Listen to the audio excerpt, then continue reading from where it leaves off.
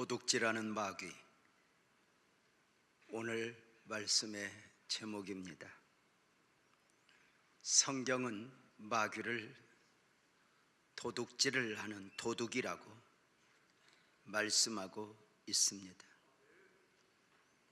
도둑이 오는 것은 도둑질하고 죽이고 멸망시키려는 것뿐이요, 내가 온 것은 양으로 생명을 얻게 하고 더 풍성히 얻게 하려는 것이라 입니다. 이 도둑의 목적은 몇 가지를 가져가는 정도가 아니라 죽이고 멸망시키는 것입니다. 단순히 무엇을 훔쳐가는 도둑이 아니라 영혼의 멸망까지 노리는 영적 도둑입니다. 이 영적 도둑으로부터 내 삶, 내 신앙을 지켜내지 못하면 단순히 무엇인가를 잃어버리는 것으로 끝나는 것이 아닙니다. 처음에는 하나를 도둑질합니다. 처음에는 조금을 도둑질합니다. 처음에는 보이지 않는 것을 도둑질합니다. 그리고 나중에는 영혼의 생명까지 지옥의 멸망으로 몰고 가는 것입니다. 그 도둑 마귀는 도둑질도 하지만 또 다른 방법으로 사람들의 마음을, 그 영혼을 혼잡하게 합니다. 이상한 도둑 이야기를 아십니까? 한 대형 백화점에 한 도둑이 한밤중에 몰래 들어갔습니다. 대형 백화점에 몰래 들어온 도둑은 1층부터 10층까지 밤에 맞도록 뛰어다니며 상품들을 손대었습니다. 날이 새기 전에 도둑은 그 백화점을 몰래 빠져나왔습니다. 그런데 이상한 게 있습니다. 밤새 1층부터 10층까지 뛰어다닌 도둑이 아무것도 가지지 않은 채 백화점에서 나온 것입니다. 그런데 더 이상한 것은 입가에 미소를 띠고 있습니다. 이상하다. 저 도둑이 백화점에서 무엇을 했지? 영적인 안경을 끼고 자세히 들여다보았더니 도둑이 백화점에서 아무것도 훔쳐가지 않았지만 밤새 모든 백화점 안에 있는 상품의 가격표를 다 바꿔놨습니다. 100원짜리를 1억에, 10억짜리를 1000원에, 돌멩이만 또봇한 쓰레기 더미를 1억에. 직원들이 출근을 했습니다. 문이 열렸습니다. 손님들이 백화점에 와서 물건을 구경합니다. 난리가 나야 되는 것 아닙니까? 도대체 이 가격표가 왜 이래? 이 정도 값 나가는 거 아니야? 난리가 나야 할 것 같은데, 이상한 것은 그 도둑이 가격표를 바꿔놓은 그대로 점원은 물건을 팔고, 물건을 사는 사람은 그 가격 그대로 사가지고 가서 사실은 100원짜리도 안 되는데 10억에 사왔다고 자랑을 하며 살아가는 것입니다. 말도 안 되는 이야기라고 생각하십니까? 어느 날 도둑 마귀가 에덴을 흔들어 버렸습니다. 어느 날 도둑 마귀가 사람들의 마음을 흔들어 버렸습니다.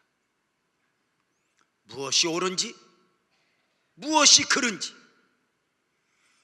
무엇이 진정한 가치인지 상실된 세대에 오늘 우리는 삶을 엮어가고 있습니다.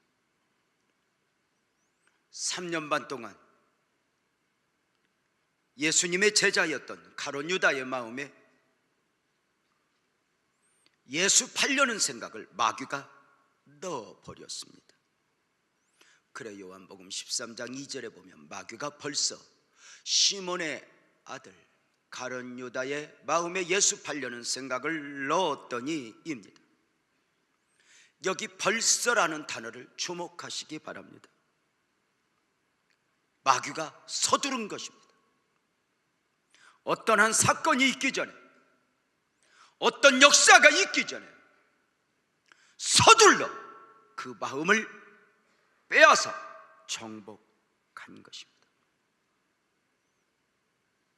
3년 반 동안 예수님을 따라 많은 것을 배웠고 깨달았고 비로소 제자다운 제자가 될 수 있는 이 중요한 시간에 마귀는 벌써 서둘러 그 마음을 점령하여 예수 팔려는 생각을 담아버렸고 3년 반 동안 예수님을 따라다녔던 제자는 그 예수님을 돈을 받고 팔아버렸습니다. 가룟 유다는 마귀가 담아준 순간의 생각에 미혹되어 3년 반 동안의 제자됨의 영광도 영적인 축복도 하늘의 은혜도 다 놓아버렸습니다. 도둑 마귀는 수단과 방법을 가리지 않고 성도의 축복과 은혜를 도둑질합니다. 은혜 받고 좋은 마음으로 헌신하였던 아나니아와 삽비라의 헌신을 도둑질해버립니다.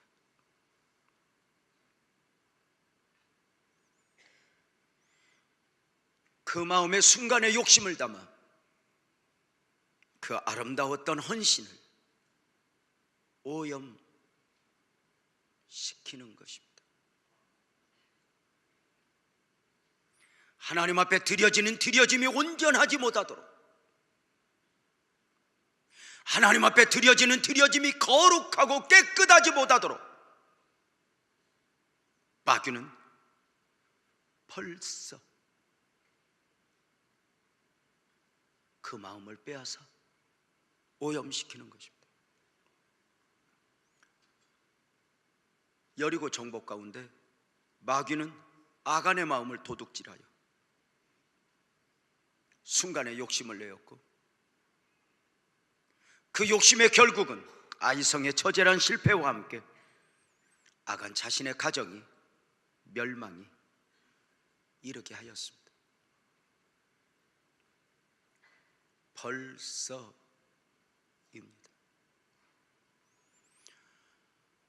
목사가 되어 설교자로 살아오면서 많은 설교를 했던 중에 잊지 못하는 설교 하나가 도둑맞은 헌신이라는 설교입니다.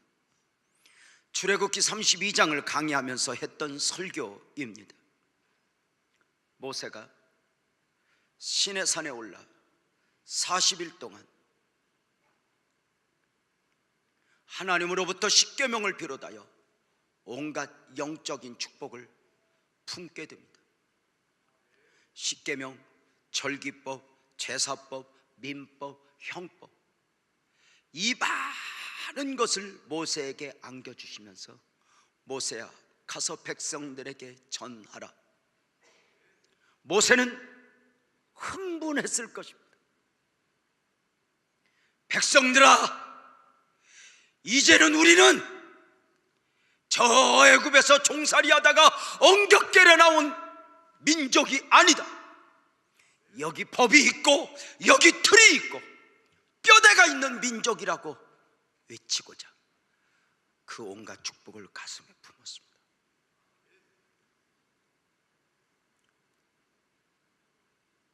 안타까운 것은 시내산에 올라간 모세를 기다리던 어리석은 백성들이 황금 송아지를 만든 것입니다.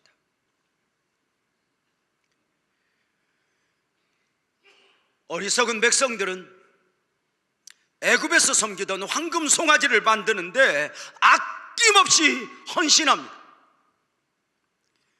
자신들이 가지고 있던 금고리, 은고리들을 다 쏟아 황금 송아지를 만드는데 앞장서는 것입니다. 이것을 도둑맞은 헌신이라 말씀드린 것입니다. 왜입니까? 조금 후에 모세가 산 위에서 내려오면 제일 먼저 해야 할 일 중에 하나가 하나님이 거하시는 집 성막을 건축하게 합니다. 황금 송아지를 만드는데 사용했던 금과 은은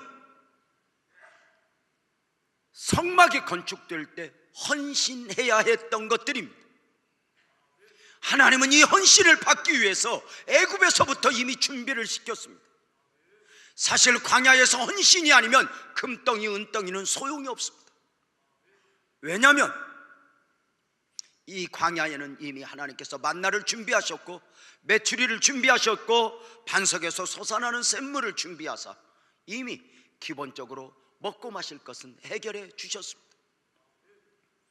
그들에게 금과 은을 따로 준비하게 하셨으면 성막이 건축될 때, 여호와의 집이 건축될 때 헌신을 받고자 함이었습니다. 그런데 마귀는 더 먼저 알고 벌써 성막을 헌신해야 할 백성들의 마음을 훔쳐 우상에게 헌신하도록 도둑질한 것입니다. 안타깝게 금송아지를 만들 때 쏟아부었던 저들은 정작 헌신해야 할 때 아무것도 할 수 없었습니다. 저들은 그냥 헌신을 안 한 것이 아닙니다. 그냥 못한 것이 아닙니다. 빼앗긴 것입니다. 헌신이라는 단어가 나오면 아마도 여러분은 나는 돈이 없어요, 나는 몸이 약해요 할 것입니다. 그러나 하나님이 원하시는 헌신은 돈이 있어야, 건강이 있어야 하는 것은 아닙니다. 실력이 있어야 하는 것은 아닙니다. 때로는 과부엽전 둔입을 헌신으로 받으시니까요. 때로는 마른 막대기만 또 못한 연약함을 가져다 쓰시는 것이니까요. 많은 사람들이 하나님 앞에 드려져야 할 헌신을, 예배를 빼앗기고 기도를 빼앗기고 그렇게 살아간다는 것입니다. 마귀는 단순한 도둑이 아니라 했습니다. 미혹의 영으로 성도들의 마음을, 그 영혼을 도둑질하여 영육간의 모든 것을 황폐화시키는 것입니다. 탕자의 비유에서처럼 아버지 곁에서 몸이 떠나게 하든 마음을 잃어버리게 하든 멀어지게 하니 교회에서, 진리에서 멀어지게 하는 것입니다. 놀라운 것은 순간 넣어준 마귀의 미혹에 예수님에게 배운 3년 반의 진리를 아무것도 아닌 것처럼 엎어버렸다는 것입니다. 3년 반 동안 예수님을 통해 얼마나 많은 것을 배웠고 얼마나 많은 것을 보았고 얼마나 많은 체험을 했습니까? 그런데 순간 가룟 유다의 마음에 예수 팔려는 생각을 넣어 그 신앙을, 그 진리를 무너뜨리는 것이 바로 마귀입니다. 무엇을 알게 합니까? 더 좋은 선생에게, 더 좋은 목사에게 많은 것을 배웠다 해서 미혹의 영으로부터 자신을 온전히 지켜낼 수 있는 것이 아니라는 것입니다. 교회에서 제자 훈련을 받았다 해도 누구든지 이단의 사슬에 넘어질 수 있다는 것입니다. 그렇게 교회에서 충성하던 사람도 미혹의 영에 사로잡히면 순간에 변해버립니다. 가끔 교회에서 넘어지는 분들을 보면 이런 말씀들을 하십니다. 어떻게 저럴 수 있지? 어떻게 저럴 수 있지?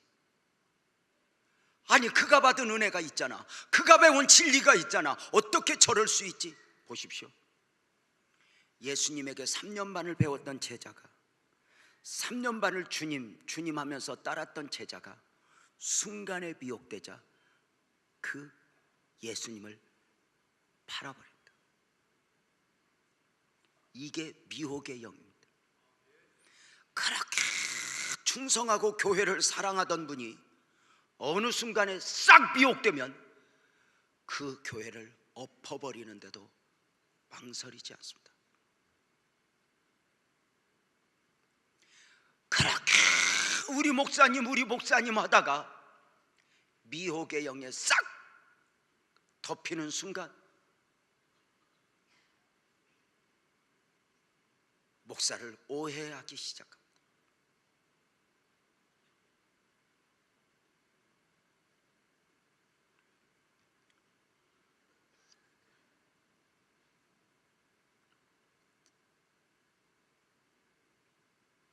성경을 잘못 배워서 무너지는 것이 아닙니다.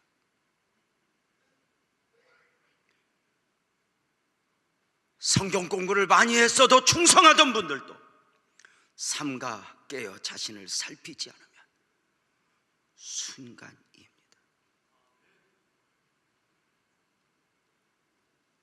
돌이켜보면 나의 다 된 것은 하나님의 은혜로라. 내가 배워서, 내가 심지가 견고해서 오늘 예배해야 하는 자리에 우리가 있어지는 것은 아닙니다.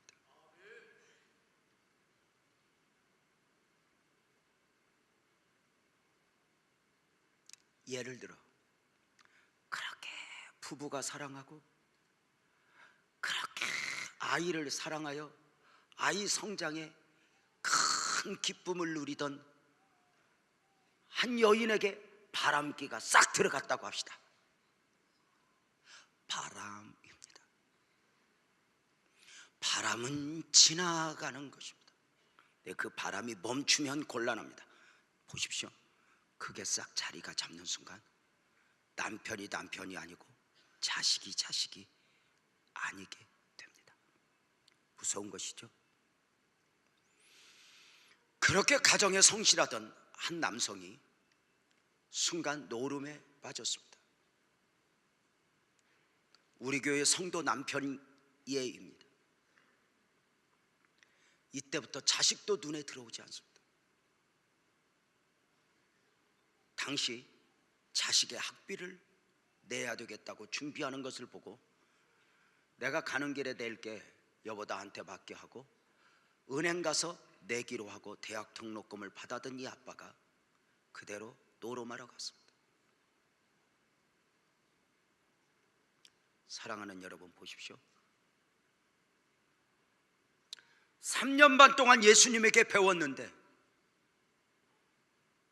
그 예수님을 주님으로 따랐는데 순간 그 예수를 팔아버리게 됩니다. 그래서 잠언서 4장 23절은 이렇게 말합니다. 모든 지킬 만한 것 중에 더욱 내 마음을 지키라. 생명의 근원이 이에서 남이니라. 마귀는 성도들 마음을 빼앗기도 하고 성도들 마음에 엉뚱한 것을 심어 오염시키기도 합니다.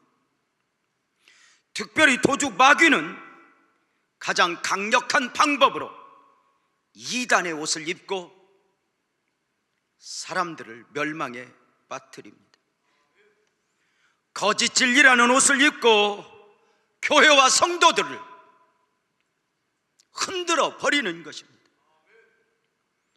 그래서 진리가 진리되지 못하게 하고 은혜가 은혜되지 못하게 합니다. 거짓 진리의 옷을 입은 마귀로 말미암아입니다. 마귀는 처음부터 거짓을 가지고 아담과 하와를 흔들었고 에덴을 흔들었습니다. 오늘의 이단이 이상한 질문으로 미혹을 시작하는 것도 처음 마귀가 썼던 방법 그대로입니다. 에덴에서 마귀의 처음 질문이 무엇이었습니까? 그런데 뱀은 여호와 하나님이 지으신 들짐승에 가장 간교하니라. 뱀이 여자에게 물어 이르되 하나님이 참으로 너희에게 동산 모든 나무의 열매를 먹지 말라 하시더냐 입니다. 질문에 이상한 단어를 담아 여자의 마음을 혼잡하게 하니 참으로 입니다. 모든 나무 열매입니다. 참으로. 너 진짜 하나님의 음성을 들었니? 그게 진짜 하나님의 말씀일까? 질문과 함께 묘한 의심을 불러 일으킬 만한 질문입니다. 이게 싹 들어오면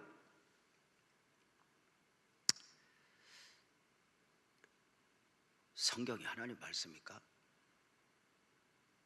천국은 있을까? 자꾸 있다고 해서 그런 거지 저게 진짜 있나? 하나님이 계신가? 의문을 갖게 합니다. 동산 모든 나무의 열매 말합니다.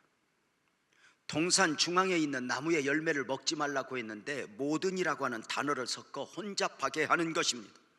오늘날 이단들이 사용하고 있는 방법입니다. 거짓 진리의 옷을 입고 활동하고 있는 이단들은 마귀의 군대들입니다. 먼저 이단에 대한 정의를 내려야 합니다. 이단이 무엇입니까? 예전에는 어느 교회에서 기타를 치고 드럼만 쳐도 저거 이단이야 이렇게 말하기도 했습니다. 한때는 어느 교회에서 방언으로 막 기도하면 저 이단이야 이렇게 말할 때도 있었습니다. 한때는 장로교에서 감리교를 이단이야 이렇게 말하기도 했습니다. 한때는 장로교와 감리교가 함께 뭉쳐서 순복음을 이단이야 이렇게 말한 적도 있습니다. 자기와 조금만 다르면 이단으로 정죄를 하는 분들이 많이 있었던 것입니다. 안타까운 것은 지금도 그 틀에서 벗어나지 못해 자기와 조금만 다르면 이단으로 정죄하며 자신들을 진리를 지켜내는 열사처럼 착각을 하기도 합니다.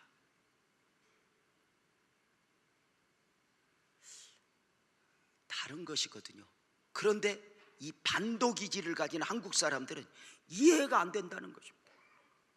어제 장로님들 당회를 마치고 교회 식당에서 식사를 하는 중에 팥죽 이야기가 나왔습니다. 한 장로님이 나는 새알을 넣어서 먹는다, 한 분은 국수를 넣어서 먹는다, 한 분은 밥알을 넣어서 먹는다고 싸웁니다. 이해가 안 된다고. 그래봤자 팥죽입니다. 우리는 누군가를 이렇게 품어내는 걸 못합니다. 심지어 우리 교회가 작년부터 은혜 받기 위해서 한 번씩 했던 장자권 세미나 집회를 이단이라 하는 사람들도 있었습니다.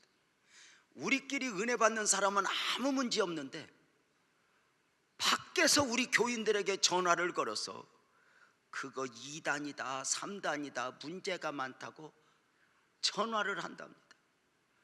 그래 무엇이 문제입니까? 해서 이것이 문제요. 그래 제가 이 본부의 목사님에게 전화를 걸어서 목사님 그거 이래도 되고 저래도 되는 거 그들이 원하는 대로 고쳐줍시다. 다 고쳐서 이제 뭐가 문제입니까? 그랬더니 이렇게 말합니다. 부르짖어 외쳐 기도해야 한다는 것도 이단이라고. 그래서 제가 그랬습니다. 그러면 조용히 기도하는 너도 이단이지. 여러분 우리가 예수를 믿어보지만 부르짖어 기도하는 것이 목소리 커서 부르짖어 기도합니까? 아닙니다. 은혜가 아니면 절대로 할 수 없는 부분입니다. 물론 우리 교회가 조금 요란하긴 합니다. 장자권 세미나 집회를 대한민국의 교회가 수천 교회가 해도 우리 교회처럼 요란한 건 없습니다. 우리 교회는 어떤 책을 가져와도 그런 식으로 합니다. 그래서 다른 교회에서 또 우리 교회 하는 걸 배워서 또 합니다. 그런데 안 된답니다. 그러나 신앙의 진리보다는 어떤 외형적 방법을 가지고 이단이라 한다면 정죄하는 사람들 스스로 의에 사로잡힌 경우라 할 수 있을 것입니다. 이처럼 저마다 이단에 대한 정의가 다르다 보니 교회 안에 많은 혼선이 있기도 했습니다. 무분별한 이단의 정죄는 한 영혼을 시촉시킬 수 있는 무서운 일이 되기도 합니다. 그래 이단에 대한 분명한 정의가 필요합니다. 그러면 정통 교회에서 말하고 있는 이단에 대한 정의가 무엇입니까? 신학적으로 이단이란 성경과 교회의 전통적 신앙 고백과는 다른 교리적 가르침을 주는 개인이나 단체를 의미합니다. 더 헷갈렸죠? 원래 돈 주고 배우는 신학은 이렇게 복잡합니다. 여러분에게 간단하게 말씀을 드립니다. 이단은 다른 신앙 고백입니다. 쉽게 말하면 우리가 하나님을 믿고 예수를 믿고 성경을 믿는데 다른 것을 믿게 하는데 목적이 있다면 이단입니다. 박태선을 믿게 하고 문선명을 믿게 하면 이단이다 그 말입니다. 또 하나 다른 교리적 가르침을 중심으로 하여 신앙생활을 한다면 이단입니다. 성경을 갖다 놓고 이렇게 믿어야 돼 하는데 해야 되는데 이 성경은 완전한 것이 아니라고 말하면서 자기들만의 교리집을 가져다 놓고 가르치면서 이렇게 배워야 이렇게 믿어야 14만 4천에 들 수 있어 이렇게 믿어야 구원받을 수 있어 말하면 이단입니다. 이단의 특징을 몇 가지로 정리를 다시 하면 먼저는 삼위일체 하나님을 부인하니 대표적으로 이단들은 사도신경의 고백을 하지 않습니다. 물론 사도신경을 고백하지 않는다 하여 다 이단이라 할 수는 없지만 분명한 것은 모든 이단들의 특징은 사도신경을 절대 부정합니다. 사도신경 안에는 창조주 하나님에 대한 고백과 성자 예수님에 대한 고백과 성령 하나님에 대한 고백이 있고 예수님이 다시 오심까지 고난 받으심까지 구속사의 구원의 복음을 가장 아름답게 함축한 신조가 사도신경입니다. 이것을 예배 때마다 고백하는 것은 우리가 무엇을 믿습니다는 하나의 기준, 뼈대와 같은 것입니다. 이단들은 예수 그리스도의 하나님 되심을 부인하며 예수 그리스도의 메시아 유일성을 부인합니다. 이단들은 예수를 이야기합니다. 예수를 말합니다. 그러나 그 예수를 하나님이라고 말하지 않습니다. 또 하나 예수를 메시아라고 인정은 합니다. 그러면서도 그 예수를 메시아라고 인정을 하지만 이렇게 말합니다. 시대적 메시아. 따라서 한번 하겠습니다. 시대적 메시아. 시대적 메시아라는 말은 메시아는 한 분이요 시간과 공간을 초월하여 예수님이 메시아이니 예수님은 노아에게도 아브라함에게도 모세에게도 메시아였다. 지금도 메시아다. 이게 정통적 믿음인데 예수를 말하면서 시대적 메시아라고 말하는 것은 예수가 메시아이긴 메시아이지만 그때 그 시대의 메시아라는 것입니다. 아브라함 때는 아브라함이 메시아이고 모세 때는 모세가 메시아이고 또는 이렇게 쭉 오면서 예수가 메시아이고 마호멧이 메시아이고 그러면 지금 메시아는 누구이겠습니까? 바로 이만희, 안산홍 여기에 오게 되는 것입니다. 이단들이 자신들의 메시아론을 강조하지만 하늘이 무너지고 땅이 꺼져도 저들이 할 수 없는 것이 두 가지 있습니다. 하나는 나는 하나님이라 이렇게 말할 수 없습니다. 근데 예수님은 나는 하나님이라 말씀합니다. 논리적으로는 성립이 안 되지만 믿음의 눈이 열려 신앙의 눈이 열리면 예수님이 하나님 되심이 그대로 믿어집니다. 죽음을 이기시고 부활하신 예수 그리스도를 향한 도마의 고백이 무엇이었습니까? 도마가 대답하여 이르되 나의 주님이시여 나의 하나님이시니이다. 부활하신 예수 안에서 하나님이 보이는 것입니다. 이 고백 앞에 주님은 부인한 것이 아니라 요한복음 20장 29절에 보면 예수께서 이르시되 너는 나를 본 거로 믿느냐? 보지 못하고 믿는 자들은 복되도다. 이 믿음이 무엇입니까? 예수가 주님이요 하나님 되심입니다. 이단들이 흉내낼 수 없는 것 또 하나 있습니다. 내가 거룩하니 너희도 거룩하라. 거룩을 말할 수 없습니다. 거룩은 죄 없는 분이 하실 수 있는 말씀입니다. 인간으로 태어난 모든 이단의 교주들은 내가 거룩하니 이렇게 말할 수 없다는 것입니다. 또 하나 이단들의 문제는 성경을 대하는 태도입니다. 가끔 이단에 다녀온 분들이 거기도 성경을 가지고 말하던데요 이렇게 말하는 분들이 있습니다. 여러분, 처음부터 성경을 외면하고 다른 것을 가지고 있다면 그건 이단이하고 다른 종교입니다. 그래서 이단을 한문으로 쓰면 다를리 끝단입니다. 처음에는 비슷하다가 나중에 달라지는 게 바로 이단이라는 것입니다. 자, 성경을 본다. 정통 기독교와 이단의 차이는 성경을 함께 봅니다. 그런데 보세요, 정통 기독교는 성경이 기준입니다. 성경을 절대 믿습니다. 그래서 내가 깨달은 공부, 내가 깨달은 진리, 내가 어떤 체험했던 것, 심지어 꿈꾸었던 것까지 가지고 다 이 안으로 들어갑니다.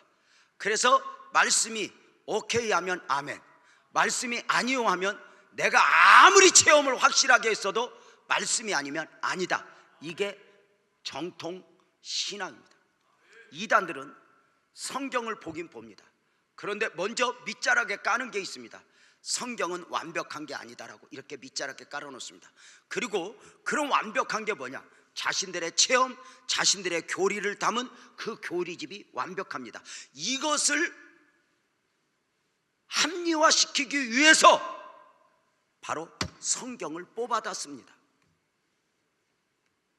성경을 뽑아다가, 그래서 성경을 말하는 것 같지만 성경이 아닙니다.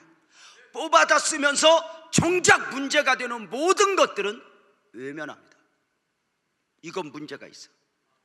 그러므로 늘상 성경을 배우면 그저 그 말씀이 그 말씀 같고 그 말씀이 그 말씀 같습니다. 그런데 교리집을 가져다 놓고 성경을 뽑아다가 필요한 것만 맞추니 이것을 비유풀이 짝풀이로 하면서 사람들을 미워가니 세상에 이렇게 신비로운 말씀이 있다니 하고 감동을 하는 것입니다. 여러분 잘 보십시오. 어디 갔을 때 세상에 은혜가 있다, 이건 정답이지만 생전 듣지도 보던 말씀을 가르치네, 이건 이단일 가능성이 많이 있습니다. 해 아래 새 것은 없습니다. 역사 속에서 흘러왔던 이단들도 쌓이고 쌓이고 쌓여서 여기까지 왔습니다. 여러분이 우리 교회를 누군가에게 소개할 때 우리 교회는 은혜가 있어요, 요건 괜찮지만 와보세요. 우리 목사님은요 모르는 말씀이 없어요. 우리 목사님은 생전 듣지도 보지도 못한 설교를 합니다. 이러면 저는 바로 신문에 납니다.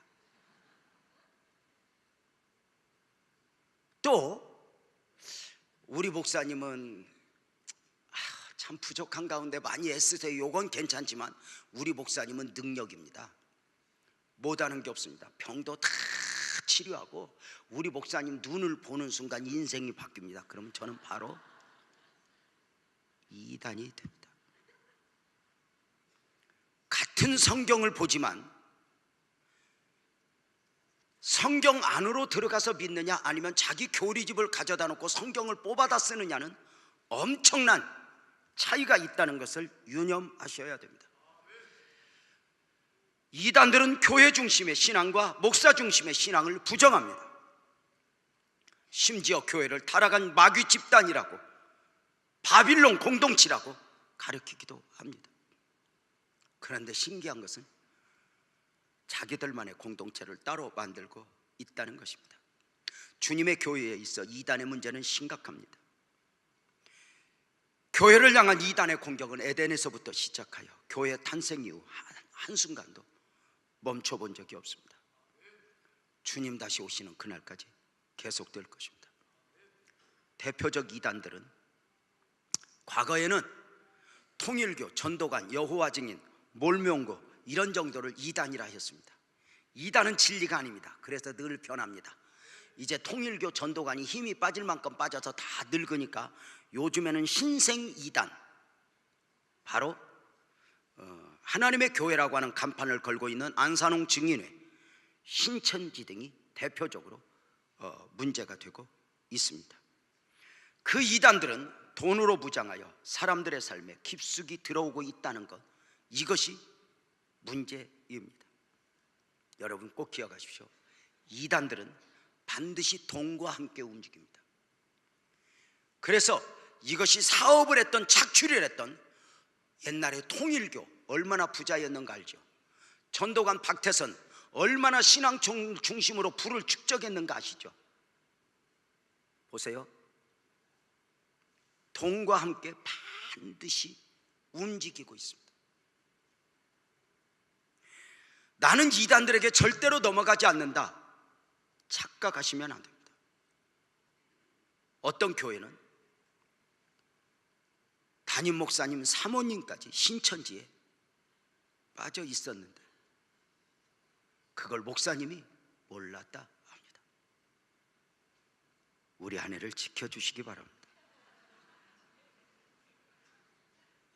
어떤 교회는 장로님이 신천지에 빠져 있는 걸 모르는 상태 속에서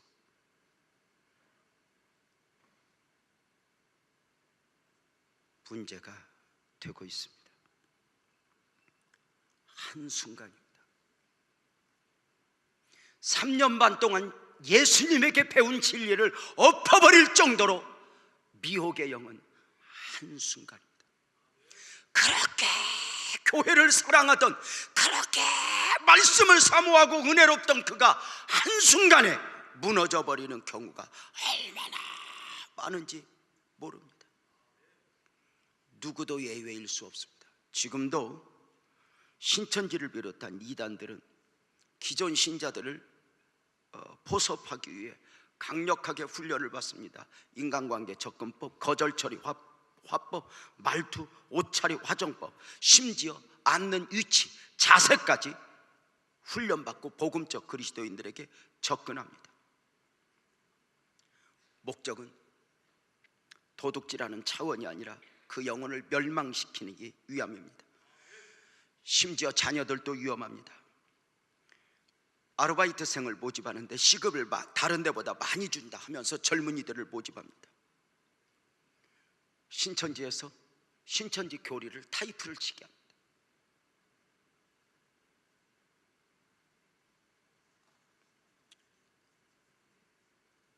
요즘에는 보험회사 직원들 중에도 신천지가 계획적으로 조금씩 들어가고 있다는 이야기도 들어봅니다. 무섭죠? 최근 우리 교회 안수 집사 아내 되신 집사님 한 분이 지난 1년 넘게 신천지에 빠져 있다는 것을 알게 되었습니다. 그는 불과 3주 전까지 새가족실에서 봉사를 했고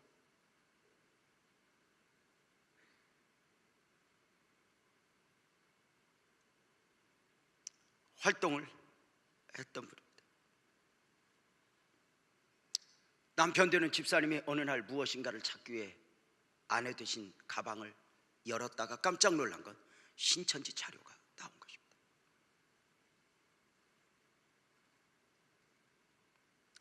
이미 가룟 유다처럼 순간의 마음을 빼앗긴 그는 교회나 가정마저 포기하는 것을 망설이지 않고 있습니다. 그는 신천지에 다니면서 우리 교회 집사님들을 신천지 전도 대상자로 명단을 올리고, 심지어는 여러분들이 언젠가 배웠던 대로 우리 집사님 한 분을 식당에서 만나자고 해서 함께 만나서 식사를 하는 중에 우연히 선교사 한 분이 지나가다가 우연인 것처럼 가장하여 만나서 성경 공부를 권유하기도 했었습니다. 그는 지금 신천지에 미혹되어 신천지가 지시하는 대로 그는 움직이고 있습니다. 남편 입에서 이혼의 이 소리를 기다리고 있습니다.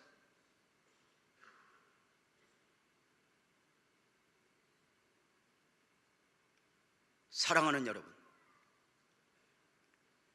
한국교회의 이단들 중에 지금까지 신천지만큼 교회를 직접적으로 공격하는 이단은 없었습니다. 문제는 우리가 그 신천지를 너무 모릅니다. 그래서 여러분들에게 말씀을 드립니다. 신천지의 정확한 명칭은 신천지 예수교 증거 장막 성전입니다. 좋은 말은 다 갖다 들어놓았길래 한 번 더 읽어드립니다. 신천지 예수교 증거 장막 성전입니다. 잘 아시다시피 교주는 이만희 씨입니다. 먼저 신천지가 어떻게 탄생되었는가를 잠깐 알아보겠습니다. 한국교회 이단의 계보를 알아야 되는데요, 한국교회 이단은 크게 두 가지 흐름이 있습니다. 하나는 직통 계시파, 자신만이 새로운 계시를 받았다고 주장하니 대표적으로 바로 문선명 통일교입니다. 그리고 신비주의파가 있습니다. 자신만이 특별한 능력을 받았다고 주장하니, 그래서 우리 울타리 안에 들어와야 된다고 주장하며 능력이 나타난다고 주장하니 바로 대표적으로 박태선, 전도관, 신앙촌, 현재 천부교입니다. 이들의 흐름은 나중에 보면 물을 팝니다. 물을, 생수. 그래서 할렐루야 기도원도 물 팔고, 지금 저 대방동의 만민중앙교회 이재록 씨, 그곳에서도 물을 팝니다. 요만한 병에 담아서 이렇게 뿌리도록 하는데 그 물에 암병이 났습니다. 심지어는 고장난 핸드폰에 뿌리면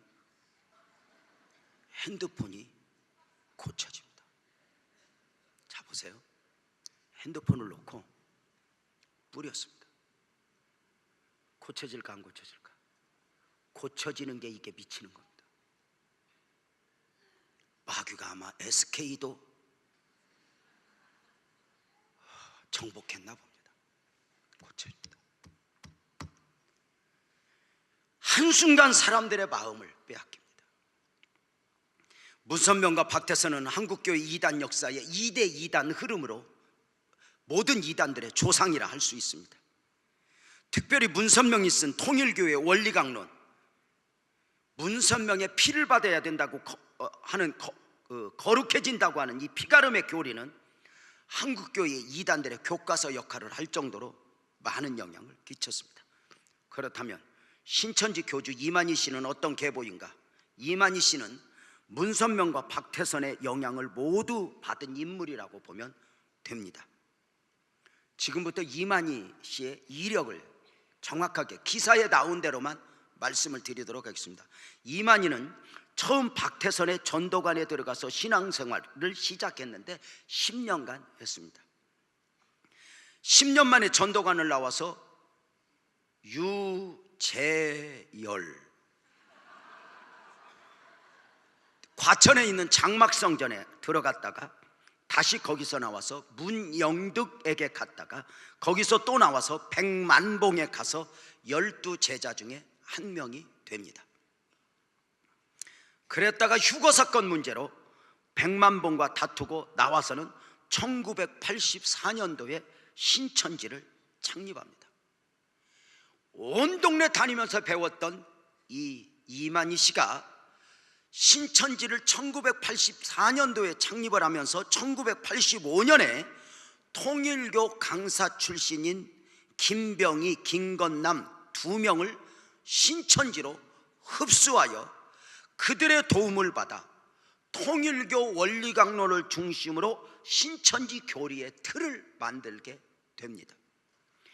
이 틀을 만들자마자 여러분도 기억하실 것입니다. 그때 대한민국 곳곳에 무료 신학 성경 연구원이라고 하는 간판을 걸고 모두가 오면 공짜로 성경 공부를 시켜준다고 해서 사람들을 미혹하니 기존 교회를 다니면서 뭔가 배우고 싶다 하는 사람들이 공짜라는 말에 등록을 하면서 많은 사람들이 한꺼번에 넘어가면서 신천지가 폭발적으로 소위 말하면 부흥을 이루게 됩니다. 여기서 잠깐 확인하게 되는 것은 한 번 이단에 빠진 사람들이 정통 교회 안에 들어오는 것이 얼마나 힘든가입니다. 이단에서 나온 사람들은 문제가 있다고 나오면 또 다른 이단으로 가면서 악한 어떤 영의 내성을 쌓아가는 것입니다. 나오면 굉장히 은혜죠. 나오면 여기도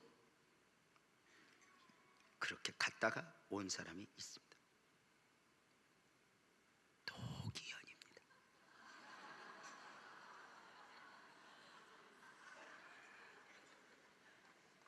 크게는 말을 못합니다. 여기 있습니다. 손 한번 들어봐. 노기현과 함께 갔다 온 분도 여기에 지금 몇 분이 있습니다. 이렇게 나온 것은 은혜이고 눈물이고 감격입니다. 저들과 함께 갔던 최암흑의 집사라는 분이 있습니다. 이동성전에서 몇 년 신앙생활을 했습니다.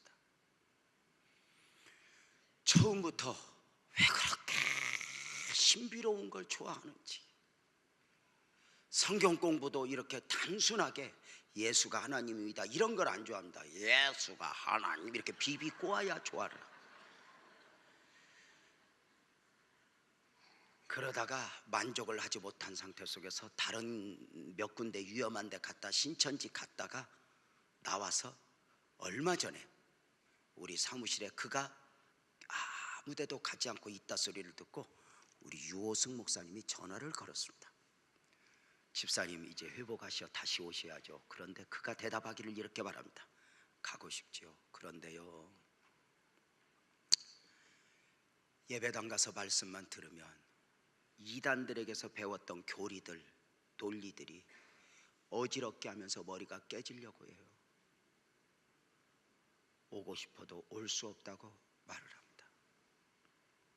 이만희 씨는 자기가 특별한 계시를 받았다고 주장합니다. 예수가 성령체로 와서 자기에게 안수를 했고 그때 천사로부터 작은 책을 받아 먹었다고 말을 합니다. 성경에는 없는 내용입니다. 이제 그 이야기를 하면서 요한계시록은 완성된 계시가 아니고 계시가 50%만 쓰여졌다고 말합니다. 보십시오. 계시가 50%만 쓰여졌다고 말하고 50%는 자기 것을 넣어야 요한계시록이 신비로워지는 게 됩니다.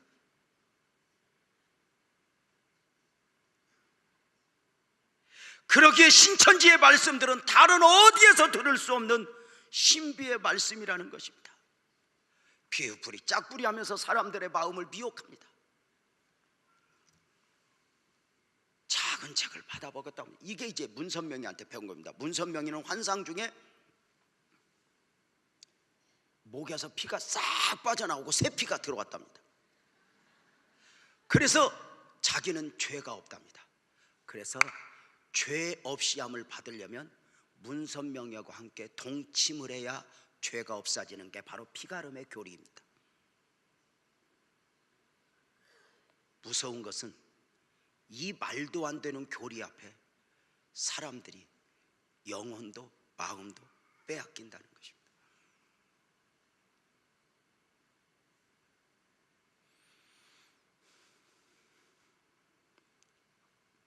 그렇다면 이 모든 유혹에서 이겨낼 수 있는 방법은 무엇일까? 도둑 마귀를 대적하는 원리가 무엇이겠습니까? 깨어 있어라, 영적으로 긴장하라입니다.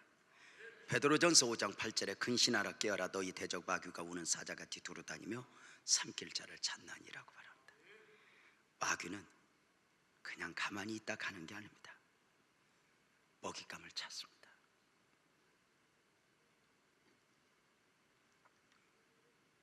어떤 이는 목사님 왜 그를 설득하지 않습니까? 여러분, 가룟 유다에게, 마음을 빼앗긴 가룟 유다에게 예수님이 기회를 줍니다. 이들 중에 그가 있다. 그리고 친구 여하고 안아줘도 예수를 바라봅니다. 이단은 설득이 되는 게 아닙니다. 그래서 깨어있는 성도가 이단에 대한 태도가 어떠한가? 디도서 3장 10절에 보면 이렇게 말합니다. 이단에 속한 사람들은 한두 번 훈계한 후에 멀리하라. 이러한 사람은 내가 아는 바와 같이 부패하여 스스로 정죄한 자로서 죄를 짓느니라. 요한이서 1장 10절은 이렇게 말합니다. 누구든지 이 교훈을 가지지 않고 너희에게 나아가거든 그를 집에 들이지도 말고 인사도 하지 말라. 인격적 교제를 하지 말라는 것입니다. 논리적 싸움을 하는 것이 아닙니다. 마귀를 대적하는 원리는 은밀한 유혹을 피해야 합니다. 미혹의 방법은 성경 공부라는 방법입니다. 여러분, 성도들을 미혹하기 위하여 아무리 추수꾼이나 모략꾼을 통해 다양한 방법을 쓰더라도 결국은 성경 공부라는 이름으로 교리 공부로 이끌어가는 것이 저들의 방법입니다. 그래서 여러분, 할 수 있거든. 누군가가 성경 공부하자 그러면 절제를 해야 됩니다. 요즘에는 바뀌었습니다. 큐티 하자고.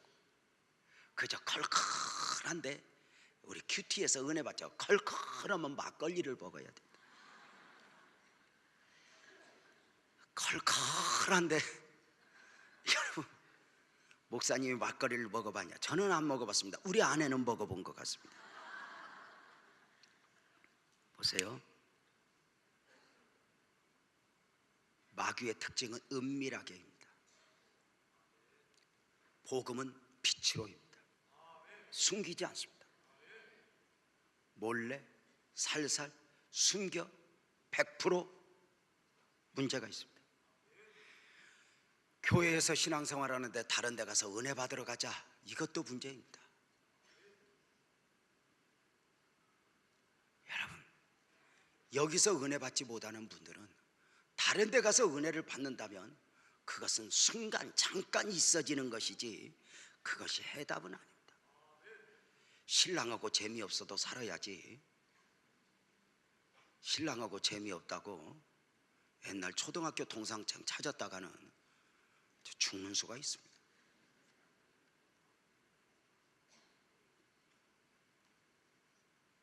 스스로 삼가 조심해야 합니다. 무엇보다도 성령으로 충만해야 됩니다.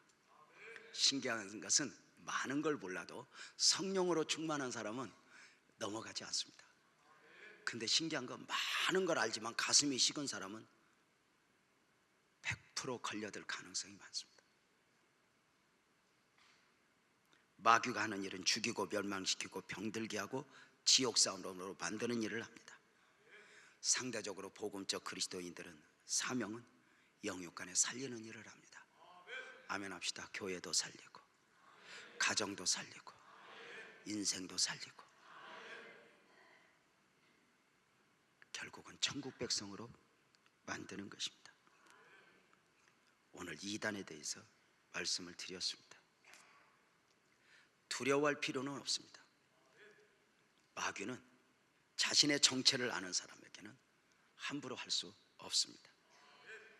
마귀는 한 번도 마귀같이 오지 않습니다. 처음부터 뱀의 옷을 입고 사랑하는 제자의 옷을 입고 왔습니다. 예수님은 속지 않았습니다. 제자의 옷을 입고 다가오는 마귀를 향하여 사탄아 물러가라 하셨습니다. 예수님은 사탄에게 이용당하는 제자일지라도 설득하신 것이 아니라 물리치셨다는 사실을 유념하셔야 됩니다. 설득이 되는 게 아닙니다. 물리쳤습니다. 이것이 원리입니다. 요한복음 8장 32절은 이렇게 말합니다. 진리를 알지니 진리가 너희를 자유케 하리라. 여러분, 참 진리는 자유케 함입니다. 두려움을 물리치는 것입니다. 이단의 교리는 신비로운 것을 가르치는다라면서 공포감을 함께 조성합니다. 그래서 이단은 묘하게 신비감을 조성하면서 이렇게 해야 돼, 이렇게 해야 돼, 이렇게 하지 않으면 멸망을 당해 하면서 이 공포감과 함께 사람들을 묶어버립니다. 그래서 이단에서 나오고 싶은 사람들이 여기에 세뇌되면서 나오지 못하는 경우가 많이 있습니다. 그러나 복음은 자유입니다. 가늠한 여인에게도 자유, 삭개오에게도 자유, 사마리아 여인에게도 자유입니다. 두려워하지 말라, 놀라지 말라, 내가 너와 함께함이니라. 진리를 알지니 진리가 너희를 자유케 하리라. 이 진리의 말씀 꼭 붙잡고 여러분, 우리 예수 안에서 승리합시다. 무엇에도 매이지 맙시다. 진리가 여러분을 축복할 것입니다. 기도하겠습니다.